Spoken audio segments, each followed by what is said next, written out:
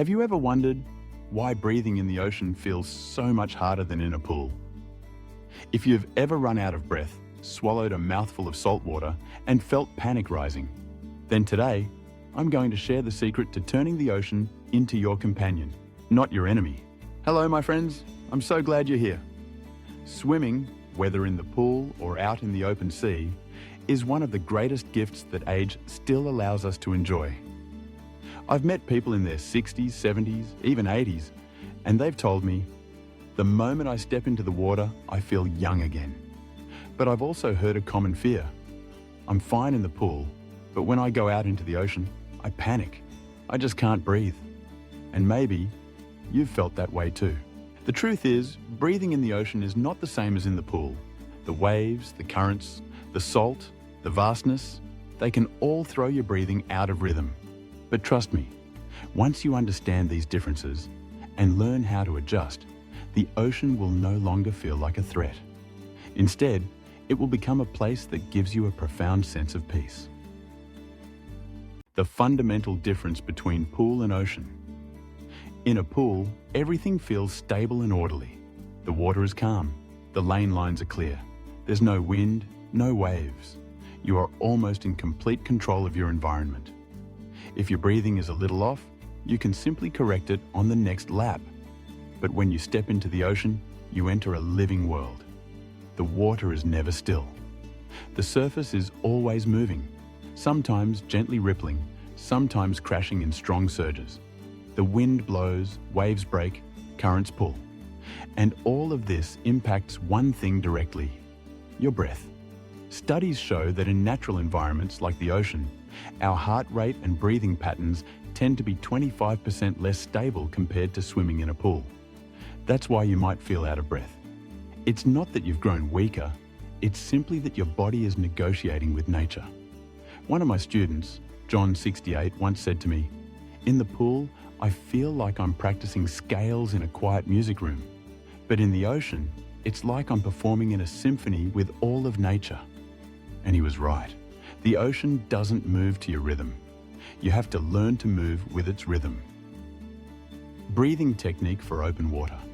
In the pool, you can choose any breathing pattern, every 2 strokes, 3 strokes, or even 4.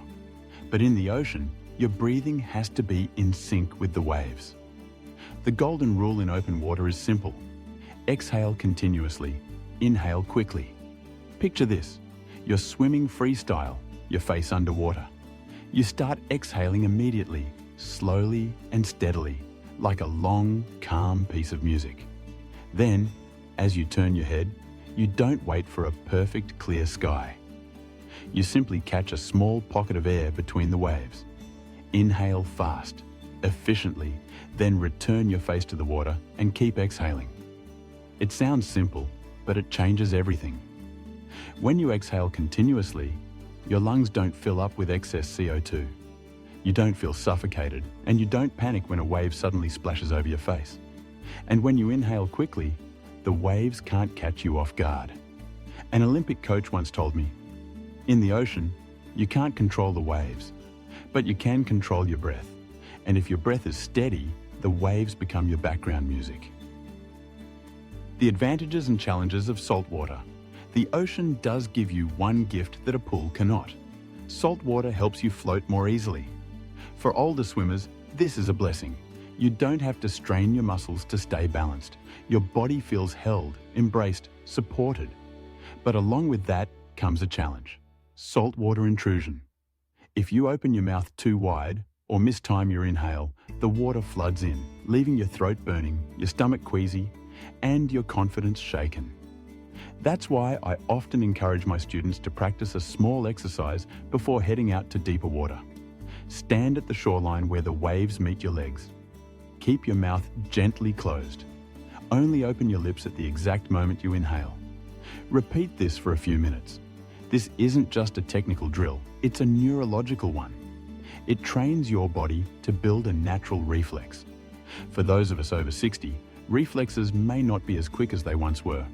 But when you turn it into a habit, your body learns to respond automatically, breathing at the right time, no matter how unpredictable the waves. The mental strategy. staying calm before the sea. The biggest difficulty with breathing in the ocean doesn't always come from technique. It often comes from the mind. The vastness of the sea can make us feel small, vulnerable, even swallowed up. And when the mind is afraid, the body reacts instantly. The heart races, the breath shortens, and panic rises. Psychologists call this the panic loop. You swallow a mouthful of water, your heart beats faster, you feel short of breath, you panic more, your breathing gets erratic, and you swallow more water. The way out of this cycle is to create calm before you even begin.